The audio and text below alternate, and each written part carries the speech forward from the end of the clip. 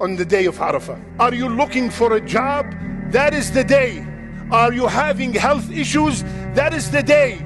Are you having problems at home? That is the day to beg Allah. Are you looking to have a child and you've been deprived from a child? That is the day. You're having in-laws issues? That is the day. You're having a lot of debt? That is the day. The best dua is the dua between Asr and Maghrib. Wallahi, if you can, isolate yourself in the house, come to the masjid and dedicate these 3 hours just for dua. Just for dua. Why? قال رسول الله صلى الله عليه وسلم خير الدعاء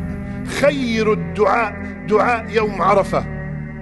The best of dua is the dua done on the day of Arafah. وأفضل ما قلت أنا والنبيين من قبلي. And the best thing I ever said, myself and every prophet before me, is لا إله إلا الله وحده لا شريك له له الملك وله الحمد وهو على كل شيء قدير.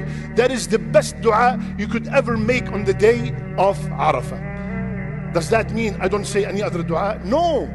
Make any dua that you want, but make sure that this dua, this thana, this praise of Allah Azza wa Jal